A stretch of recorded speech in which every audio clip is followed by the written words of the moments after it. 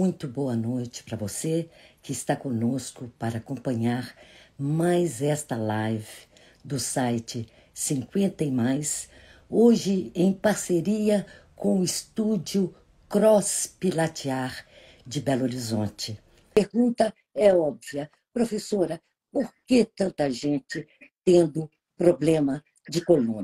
A gente sempre vai pensar em duas linhas de causas: as causas mecânicas e as causas psicossociais. As causas mecânicas, elas têm a ver com o que a grande maioria das pessoas até cita como causa dos seus problemas. Muitos entendem pela postura de trabalho, muito tempo sentado, o tipo de mobília, né, desse trabalho, de estar ou não bem ajustado, bem adequado, a gente chama isso de ergonomia. O uso, né, sem dúvida, de certas tecnologias, como o computador hoje prende as pessoas numa postura estática, numa estação de trabalho. O celular traz novas cargas de uso dessa coluna, que é também representado por sobrecargas, por vetores de força anômalos, né, para as estruturas da coluna. Então, quando as pessoas colocam o colchão, não é hoje uma causa tão no topo da lista, mas sempre, né, há uma colaboração, então é importante também perceber, né, sobre o bom cuidado do uso e manutenção desse colchão, virane, etc., mas já não é uma causa tão especial, primária, né, como antigamente pensava-se, mas ela não está descartada. A questão a forma de carregar cargas, de movimentar-se de maneira com ângulos anômalos, sobrecarga, pessoas que têm trabalho mais braçal, pessoas que têm trabalho em posições difíceis, né? Como muitas vezes a jardinagem, carregador de cargas, pessoas que trabalham como motoristas, né? Em qualquer função onde eu dirigir é muito intenso, prolongado. Então, Mulheres são que diversas carregam causas bolsas pesadas, mecânicas. não? Oi? Mulheres que carregam bolsas muito Sim, pesadas, às falei vezes sobre elas nem cargas, se né? dão conta.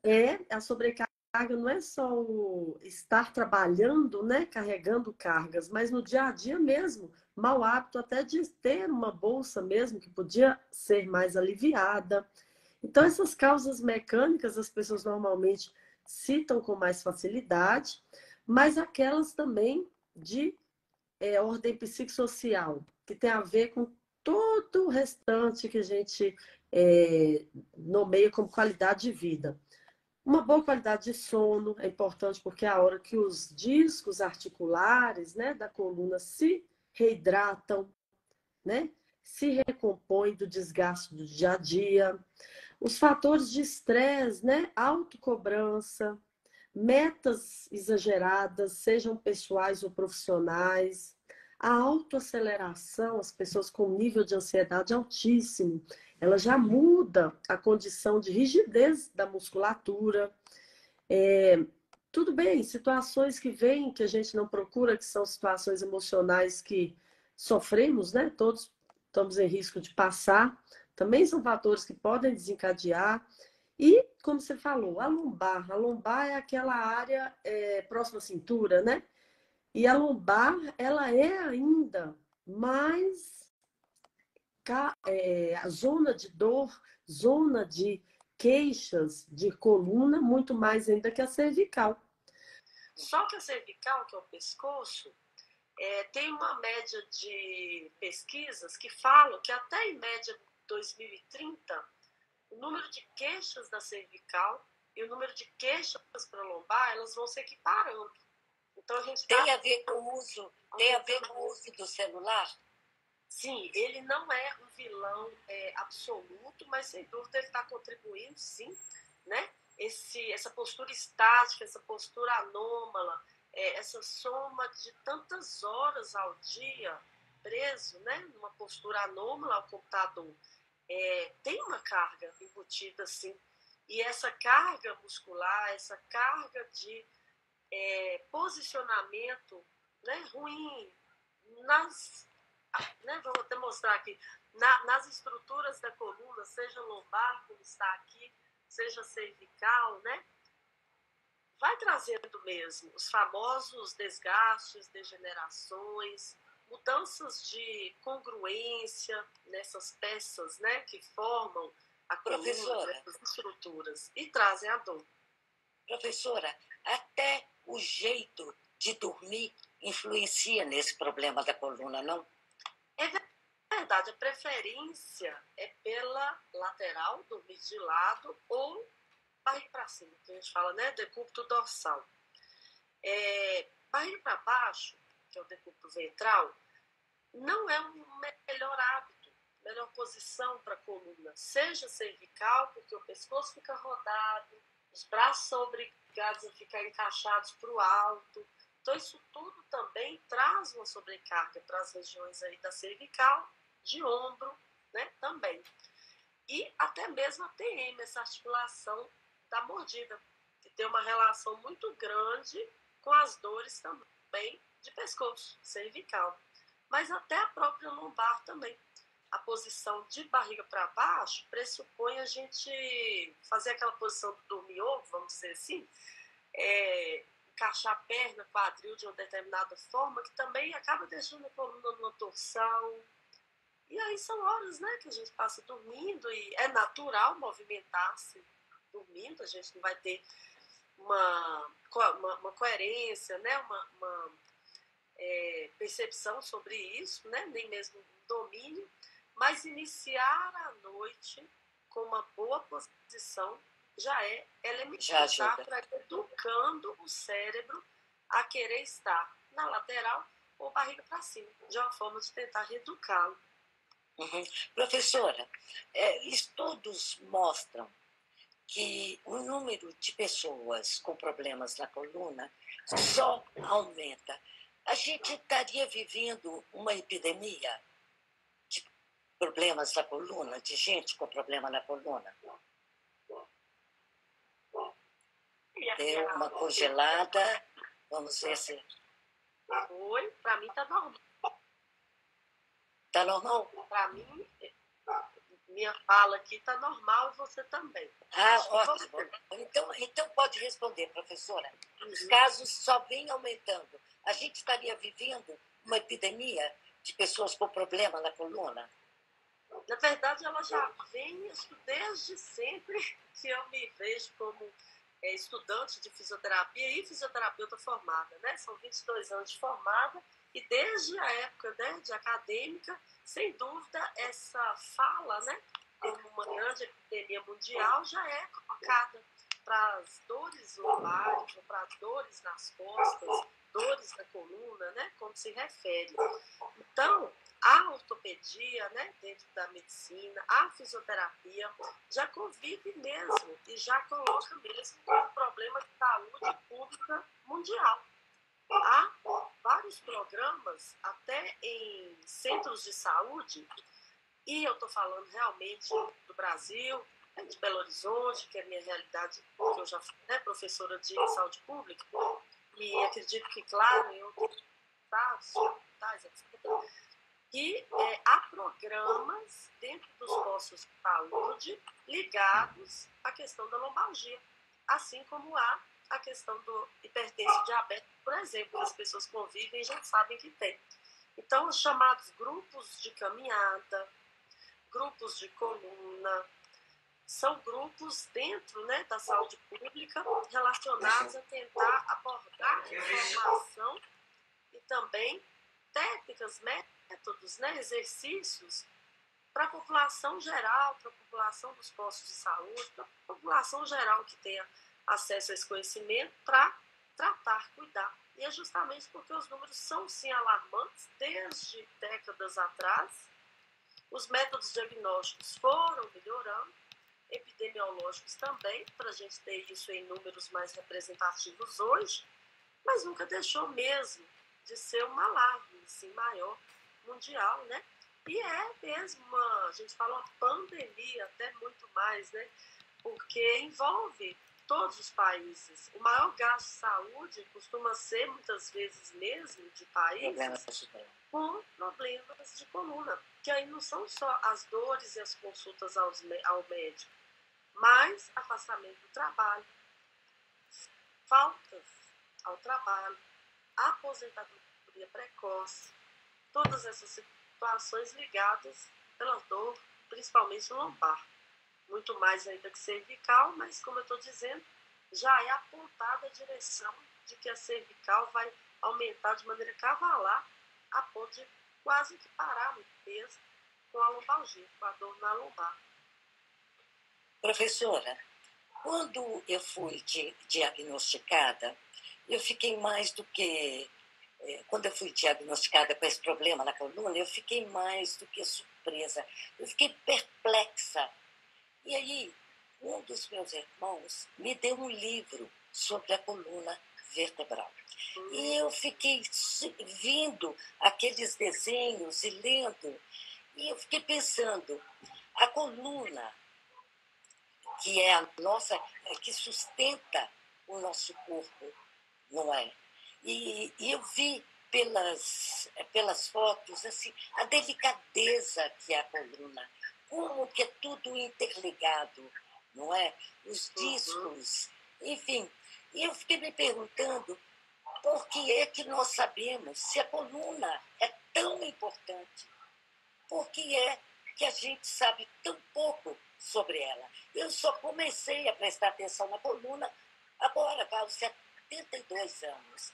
Será que não seria o caso de a gente começar a aprender sobre a coluna na escola, desde jovem, a tomar cuidado com a coluna?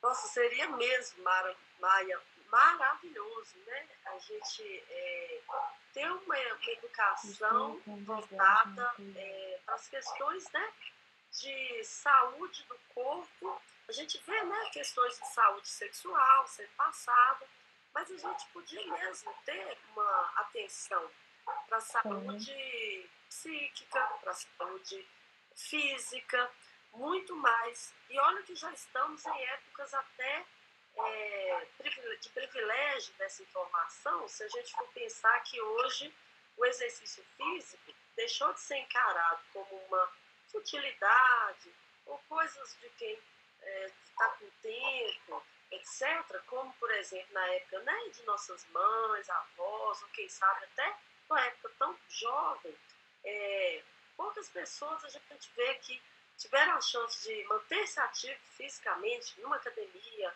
numa aula de dança, que seja no yoga, qualquer sistema de movimento, né, que ela gostasse. Porque era visto como desnecessário, fútil, supérfluo, segundo plano.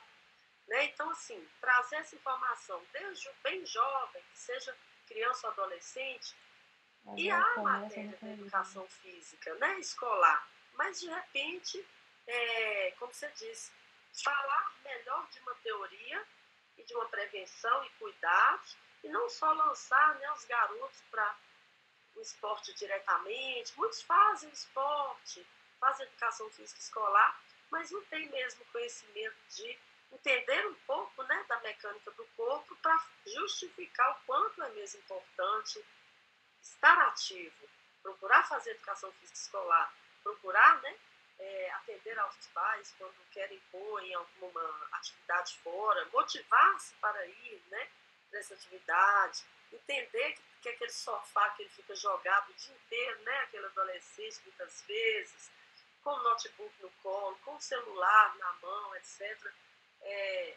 a longo prazo isso pode ter um preço, né, bem pesado para o corpo quando for maduro.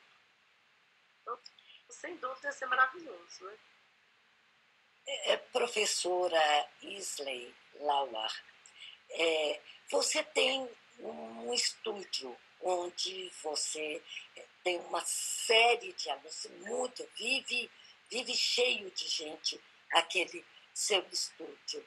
É gente que exatamente vai buscar a sua ajuda, não é, para o tratamento de... eu imagino muita gente com problema de coluna mesmo. Qual é o perfil desse pessoal que frequenta o seu estúdio? cross-pilatear.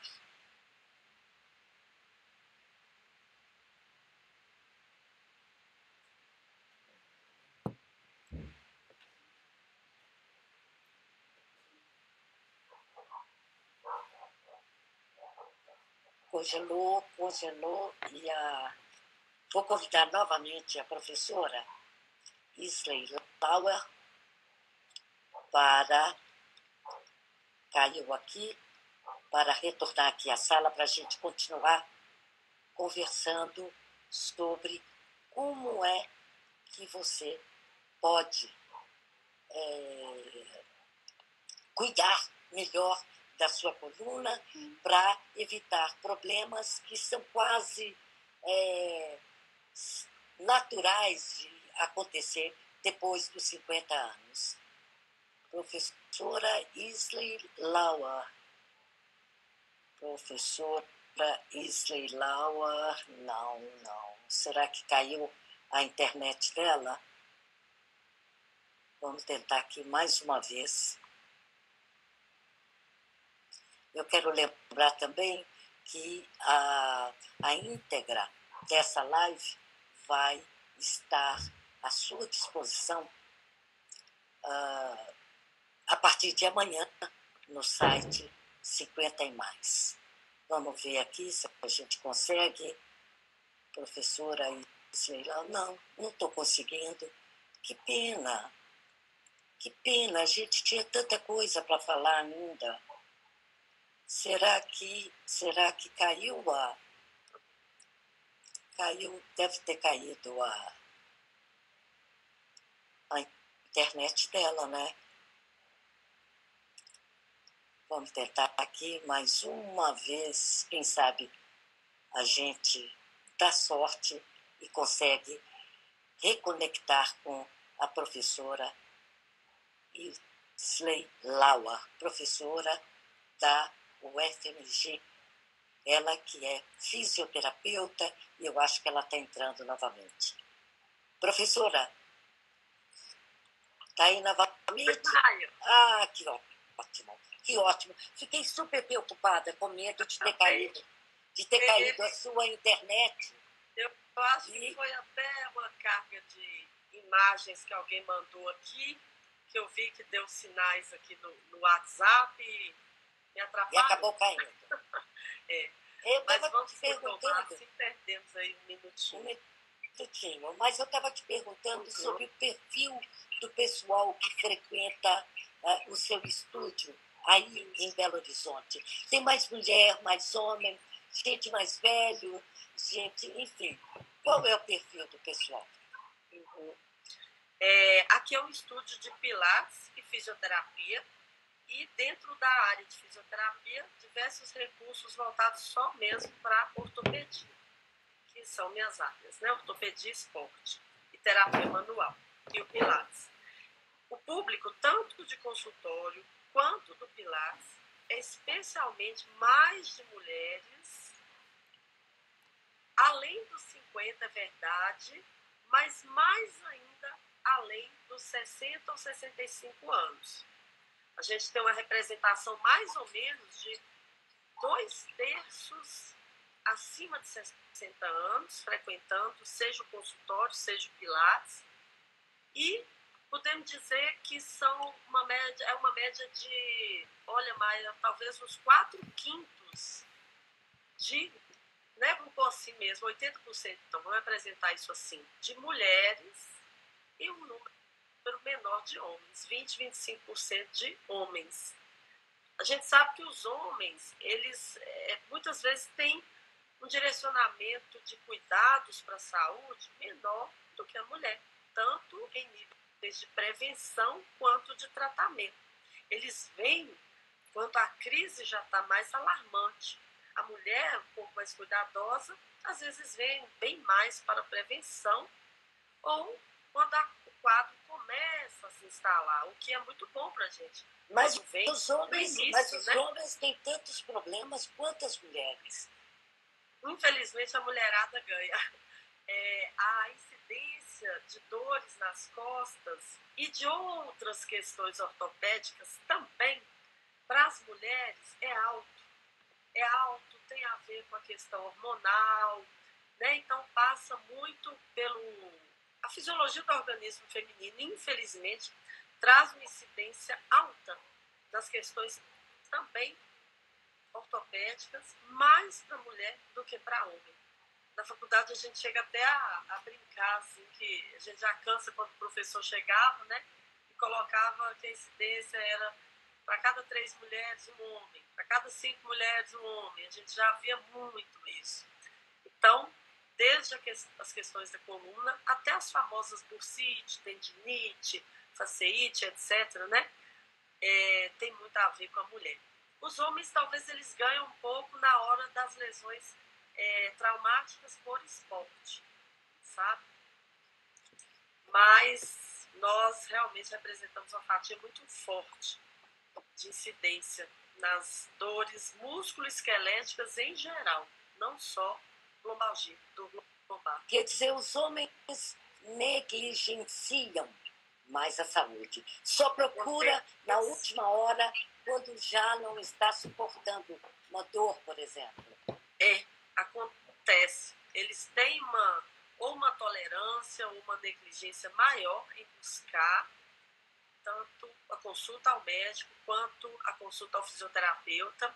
E quando vem, eles realmente já vêm quadros agudos um pouco alarmantes, a grande maioria. Né? Claro que existem os cuidadosos, lógico que sim, né? Mas infelizmente não é a maioria mesmo, não. Para você que está chegando agora, esta é uma live do site 50 e Mais, em parceria com o estúdio Cross Pilatear de Belo Horizonte. Estamos conversando com a professora Isley Lauer sobre como preservar a saúde da nossa coluna depois dos 50 anos. Professora, você é uma fisioterapeuta especializada em vários métodos. O método Pilates é o que você mais aplica? É o mais aplicado? Dá para transformar essa pergunta em uma afirmativa, sim. Hoje o Pilates é um método de exercícios físicos, com inclusive comprovação científica, mais aplicável a bons resultados em dores de coluna, né, seja lombar ou cervical, ou torácica, né, que é o meio das costas. Então, o Pilates, não só ele vinha trazendo respostas clínicas, que são os indivíduos relatarem bem-estar, melhora da funcionalidade, voltar a fazer o que estavam restritos em fazer, voltar a ter, né, bons hábitos para esporte, sono, hábitos sociais livres da dor em decorrência do Pilates. Então, esses relatos já existem há muito tempo, só que os artigos científicos foram chegando com mais apoio ainda a essa certeza de que hoje um método que consegue ter uma sistematização é o Pilates, e ele tem sido mesmo o mais indicado pelos médicos, o mais escolhido pelos fisioterapeutas para tratar situações de dor lombar, exceto situações extremamente agudas, né? Então vamos fazer uma ressalva aí. Situações de dores bastante agudas, ela ainda entra no padrão de outros métodos da fisioterapia, quando a pessoa está com limitações intensas de movimento por causa da dor. Mas logo que ela começa a exibir primeiros sinais de melhora e diminuição dessa dor, vamos dizer que essa dor representa para ela um número 5 ou 6, naquela escala que a gente pergunta assim, sua dor de 0 a 10 é quanto? E o indivíduo responde, olha, está em torno de 5 ou 6. Pilates já aceita-se muito bem entrar como indicação para fazer esse tratamento. Então, na hora da avaliação aqui no estúdio, se há um quadro agudo, intenso, ok, a gente vai para eletroterapia, terapia manual, outros métodos de tratamento da fisioterapia, de preferência até de atendimento individual. Mas se essa dor, como eu falei, exibe uma nota tipo 5, 6, naquela escala de 0 a 10, certamente é muito seguro já indicar diretamente para o Pilates. Essa dor 5 ou 6 é aquela que o indivíduo fala assim, olha, eu estou com a dor, mas eu consigo dirigir, eu consigo fazer as atividades de casa com certa paciência, mas consigo. Eu não estou precisando faltar ao trabalho, eu consigo trabalhar mesmo com aquela dor.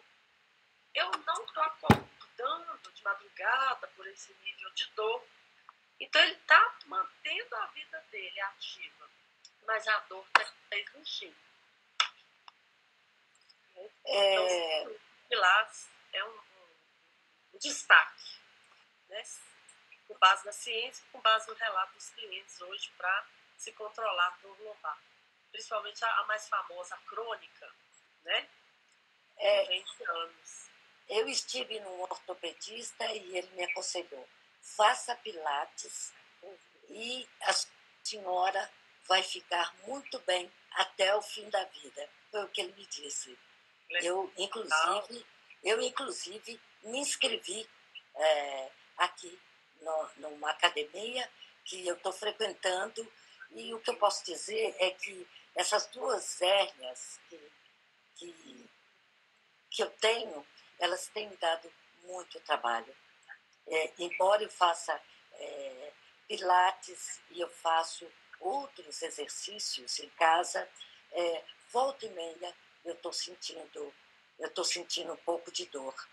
Mas, enfim, você, professora Lauer, você é professora do curso de aperfeiçoamento em Pilates, criado pela Universidade Federal de Minas Gerais. Eu pergunto, está havendo um maior interesse no ensino do Pilates, mesmo que seja em cursos, não na escola mesmo, mas em curso superior?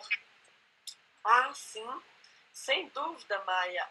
O Pilates hoje, né, você viu, a Universidade Federal se interessou, né, por gerar um curso de formação em Pilates para profissionais, né, no momento já formados em fisioterapia ou educação física. São os dois profissionais que podem ministrar, né, o método, fazer o atendimento. E várias faculdades, até particulares e até do interior, eu dou os cursos do interior, elas já trazem o que a gente chama de ambulatório, né? No ambulatório, que é o ambiente de estágio desses colegas, né, que estão acadêmicos, já existe a sala de Pilates. Então, a FMG tem uma sala de Pilates, outras faculdades aqui em BH, como eu te disse, algumas do interior, eu tenho a oportunidade de ter contato, tem a sala de Pilates para atendimento, né, ao público, dentro de um quadro de estágio para aquele acadêmico, para que ele já tenha o primeiro contato com esse método, seja da maneira, na forma teórica, mas também prática, fazendo mesmo atendimento dos indivíduos e usando, né, deste método como uma ferramenta para tratar e para condicionar. Porque o Pilates ele é classificado como um método de condicionamento. Ele serve desde os aspectos clínicos, que a gente nomeia até como Pilates clínico, que é quando tem toda uma adaptação para esse indivíduo que passou pela dor aguda e agora já pode envolver-se com o Pilates.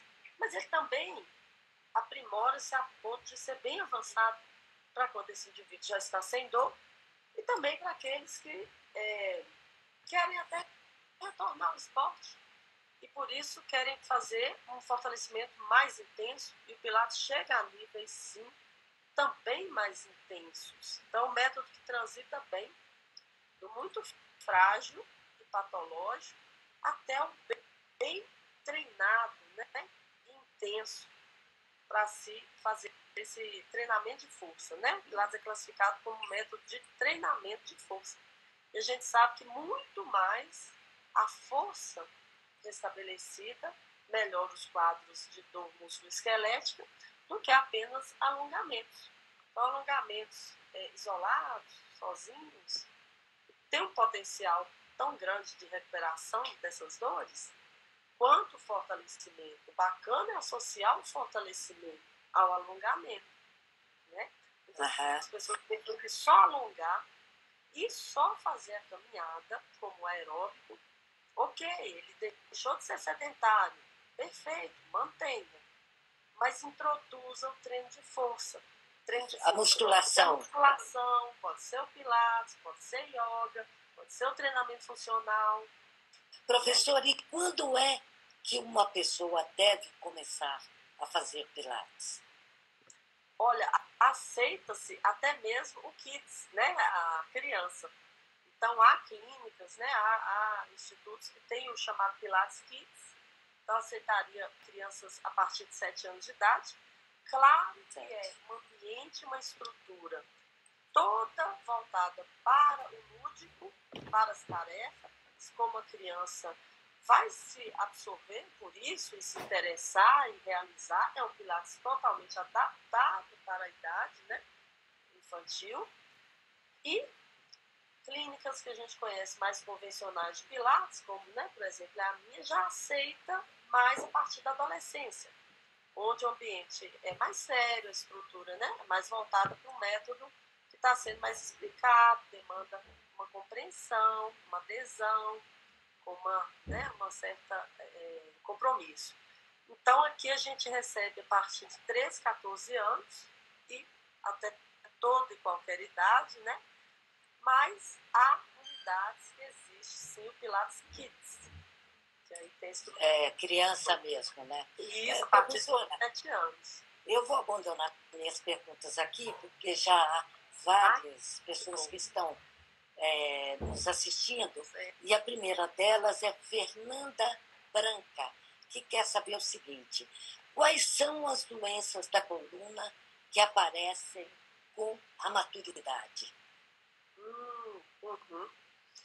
Olha, há um processo natural, né, de envelhecimento da coluna. Nesse processo natural de envelhecimento da coluna, a gente pode ter situações que aparecem e não serão causa especial de dor ou de agudização, crises, que estão ali porque a coluna envelheceu e que de repente estão em silêncio, estão latentes, não estão sendo a causa. Mas, muitas vezes, elas estão também na estrutura da coluna, localizadas de tal forma ou exacerbadas, e aí elas passam a ser então patológicas. Por exemplo, vamos colocar exemplo, o famoso bico de papagaio, né? Se ele tiver em determinadas posições, tá, do corpo vertebral, ele vai ser sinal de envelhecimento natural da coluna. Ele não vai trazer nenhuma repercussão de limitação ou dor. Mas se ele estiver localizado em região onde ele vai ter conflito com a passagem do nervo, aí ele já pode ser, sim, um problema de queixa, de dor e etc. Aí vem a desidratação do disco, né? O disco intervertebral, ele vai pegar aqui, ó, né? Essas lâminas aqui. Ele vai sofrer a desidratação natural pela idade, mas às vezes essa desidratação é tão acelerada ou exagerada que chega a ter mesmo um componente de rigidez naquela área e o movimento se perde. E aí eu começo a ter comprometimento até da parte do osso onde estava mesmo em contato com esse disco tão desidratado, e aí começamos a sofrer também agora por uma dor e por uma situação que se torna patológica e não mais fisiológica, natural, só de envelhecimento. A gente vai trazendo certa rigidez, né, das estruturas mais elásticas. Então, a coluna é cheia de ligamentos, né, de cápsula articular e outros tecidos, as fáscias. E isso vai também ganhando uma rigidez natural pelo envelhecimento. Por isso é tão importante o movimento, porque o movimento é o que mantém um equilíbrio entre o que é natural envelhecer e o que podemos manter muito bem. Basta movimentar, hidratar, né? Quando a gente fala hidratar, é beber água. Então, essa rigidez, né? Não deixar também se instalar de maneira grosseira por causa do sedentarismo. Então, a pílula ideal é fazer um movimento, né? Então, diversas patologias, a gente tem às vezes a chamada listese, né? Que significa um pequeno escorregamento de uma vértebra em relação à outra. Se a gente vê que ela é um empilhamento, né? Às vezes esse empilhamento não está tão mais perfeito no encaixe. E aí tem alguns níveis que deslocam mesmo por instabilidade. Mas, quando está no grau 1, grau 2, não é representativo. Mas se a fraqueza muscular do sujeito é tão intensa por uma vida de sedentarismo, pode entrar no grau 3 ou 4, né? Essas classificações que o ortopedista vai colocar. E isso é tão grave a ponto, às vezes, de ser até cirúrgico. Né? Então, o movimento é, sem dúvida, né, o que se faz para não só prevenir, quanto ter uma boa manutenção, quanto muitas vezes até, né, vamos usar a palavra curar, mas melhor também dizer controle, né, para essa coluna não entrar em novas crises, e você ter uma vida plena.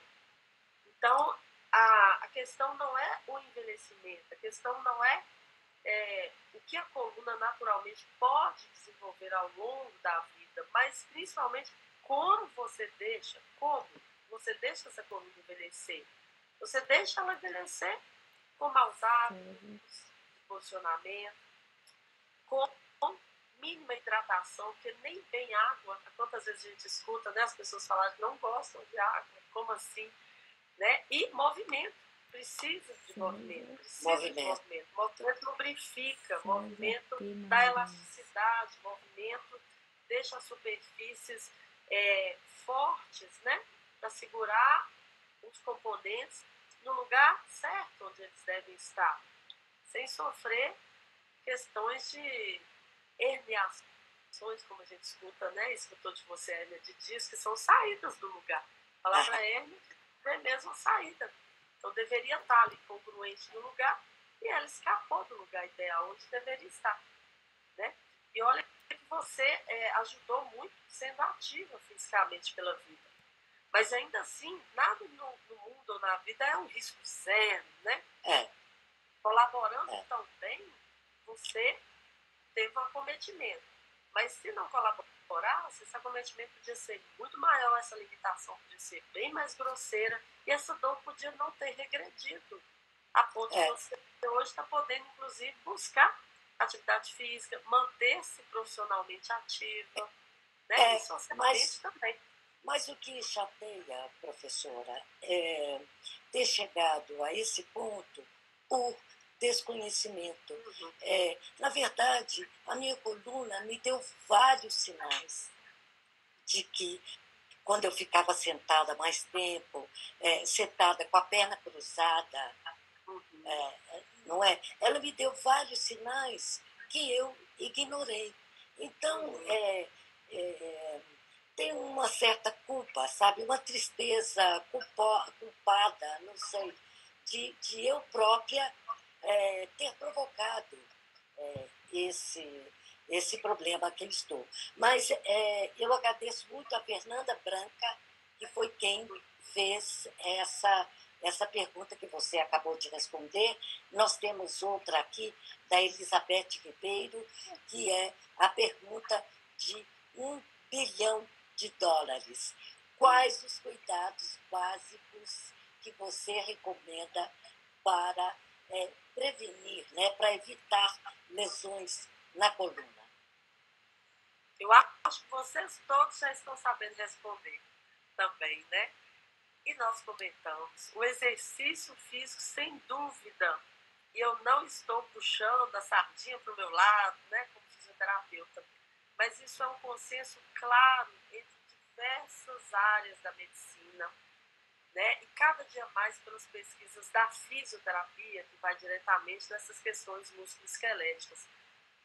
Nós temos que controlar aqueles dois fatores que começamos a falar no início da live. Os fatores mecânicos, os fatores psicossociais. Os fatores mecânicos mesmo prestando atenção em todos os cuidados que eu posso ter com o gestual do trabalho, com o posto de trabalho, com a forma de lidar com cargas no trabalho ou em casa, a gente tem que dar potencial de força, de mobilidade, de alongamento para esse corpo.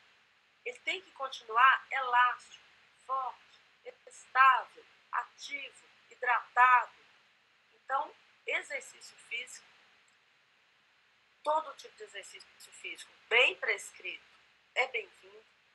Então, na água, no solo, nos equipamentos, seja de academia pilates, desde que coerentes com a capacidade do indivíduo naquele momento. E é claro que, à medida que ele treina, a capacidade dele de exercícios melhora. Então, esses fatores mecânicos, controlá-los, manter a atividade física e os psicossociais. É a hora de um bom sono.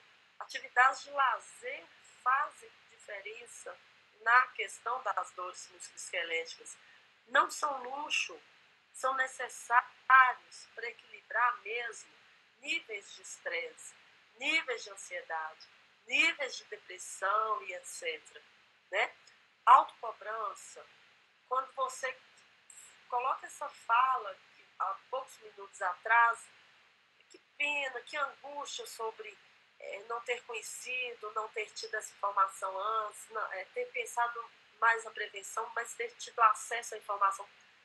Se você traz essa penalização, essa culpabilidade, você está trazendo fatores, introjetando fatores negativos para dar chance a esse quadro, ou de perpetuar, ou de repetir. Então, a gente chama de enfrentamento. Enfrentamento negativo, que é o tipo de culpa, que é o tipo de, eu acho que tudo que eu fiz só piorou, eu acho que tudo que eu produto de tratamento não melhorou. Ele é um item das pesquisas, dos artigos científicos como negativo. Agora, enfrentamento positivo, não, eu vou tentar mudar meu hábito, eu vou tentar ir mesmo para a atividade física 2 vezes na semana com prioridade. Eu vou tirar esse tempo é necessário. Aí também, mais uma vez, item nos artigos científicos como positivo, não só a melhora, quanto a prevenção, para não estar repetindo as famosas recidivas. Professora, a gente já está quase no final da live, mas tem 2 perguntas aqui que eu gostaria de fazer. A primeira dela é do César Magalhães. Ele diz: tenho 54 anos, hérnia, desvios, pensamento de nervos e faço musculação e ando de bicicleta. Como é que a senhora poderia me ajudar? Olha, eu já fiquei bastante feliz, apesar dele falar dessas alterações que ele tem, me parece que essas alterações apareceram ao exame, mas não estão limitando a vida dele, porque ele anda de bicicleta, faz musculação. Se ele tivesse com uma dor, com uma agudização importante, certamente ele estaria distante dessas atividades. O César é um bom exemplo para mostrar que o que está escrito no exame, muitas vezes é a descrição, sim, do perfil da sua coluna. Mas o cliente, o paciente, o indivíduo, não está na folha de papel, ele está na vida comum, agindo. Muitas lesões, muitas estruturas danificadas, elas vão aparecer ao exame, mas elas não estão sintomáticas. Elas não estão alarmando dor ou dificuldade de movimento. E o indivíduo está íntegro. Ele faz um treino de força, musculação. Ele faz um bom aeróbico, pedal. Ele já está contribuindo muito bem para tentar manter-se livre de crises, mas quer dizer que isso não é risco zero, ok? Então ele já faz a parte principal. Eu convido o César a perceber se os fatores psicossociais estão bons também. Qualidade de sono, tempo de sono, as cobranças envolvidas com o trabalho, penso que com 54 anos, de repente, ele está ativo, né? Ainda assim, como no trabalho, essa autocobrança dos fatores que envolvem, que a gente chamava de fatores emocionais, né? Talvez fique o convite para observar se esses fatores também estão bacanas, sabe? César Magalhães, muito obrigada pela sua pergunta e espero que você tenha gostado bastante da resposta. A nossa última pergunta é de Lucy Lazzi. Tenho 66 anos, estou com desgaste na coluna, tenho problema no joelho e apliquei tudo que pude nos joelhos. Agora começou no quadril. Se ela também está te pedindo ajuda, o que posso fazer? Parece que ela fez tratamentos, né? Que ela falou, no joelho eu fiz bastante aplicações e tal. Não consigo saber o que ela fez, né? Porque não foi descrito, mas provavelmente foi a ortopedista, foi a fisioterapeuta, né? Então vou colocar assim, que ela precisa realmente organizar diagnósticos com um bom ortopedista para estar acompanhando, frequentar atendimentos de fisioterapia para verificar situações agudas que talvez ainda estejam acontecendo nesse joelho e coluna e agora o quadril. Se a gente reparar, joelho, coluna e quadril, está todo mundo adjacente, né? Quadril está no meio. Muitas dores de coluna, elas vêm por questões de quadril. Muitas dores de joelho vêm por questões de quadril. O joelho, ele é muito mais secundário a um quadril fraco. Glúteos, hoje a gente fala muito, né, dos glúteos, os músculos glúteos são importantes, tem que estar forte, porque não só mantém a saúde desse quadril, quanto também do joelho, que é a articulação logo embaixo que está recebendo a carga. E com a coluna. Então a gente fala que os glúteos são como bandeja para a coluna, por isso é tão importante fortalecer a pelve, fazer ponte de quadril, né? Aquele exercício de subir a pelve, fortalecer os glúteos, não por causa de estética, mas porque é uma eficiência importantíssima essa musculatura para suportar a lombar e para dar qualidade de movimento na articulação que está embaixo do joelho. O quadril tem uma alta mobilidade. Se ele perde essa mobilidade vai ter que ser forçada ou no ponto de cima ou no ponto de baixo, que é o joelho ou a coluna. Muitas vezes ela alarmou primeiramente coluna e joelho, mas tinha alguma situação de um elo fraco, oculto, nesse quadril. E agora ele entrou em crise também. Né? Então o quadril ele pode ser secundário, ter vindo por último como veio, porque os outros dois pontos, apesar de tratados, não foram bem tratados, né? Não quer dizer que a pessoa procurou tratamento, que o tratamento foi bem instituído. Infelizmente, nós temos ortopedistas ou fisioterapeutas que muitas vezes não estão envolvidos com a melhor formação, ou a melhor dedicação e comprometimento, né, com cuidar daquele indivíduo e resgatar a saúde física dele. Né? Então, precisa, de repente, tomar uma segunda opinião de ortopedista, de fisioterapeuta. Sem dúvida, avaliar esse quadril, porque se aí tem uma fraqueza de pelve ou uma rigidez de movimento, vai jogar a bomba para cima, coluna, ou para baixo, joelho, ou para o próprio quadril, que é agora o que ela está reclamando. Lucy Lazzi, muito obrigada pela sua pergunta e é com essa pergunta que a gente vai encerrando essa live. Mas antes de colocar o ponto final, professora, eu queria que você desse uma mensagem final. Qual seria a sua mensagem? Bom, sem dúvida, né?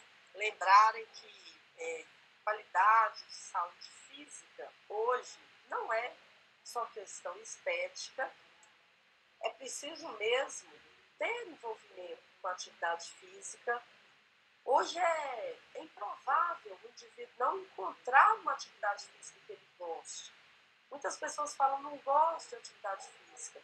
Mas hoje há tantas atividades físicas diferentes, há tantos ambientes de se fazer atividade física diferentes, que alguma tem que atrair esse indivíduo.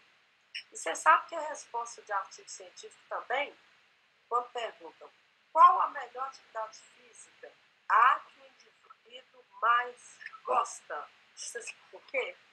Porque aí ele vai aderir. E quando ele adere, tem adesão, ele não falta. Vai fazer naturalmente, né? Ele entende, ele compreende, ele quer ler sobre.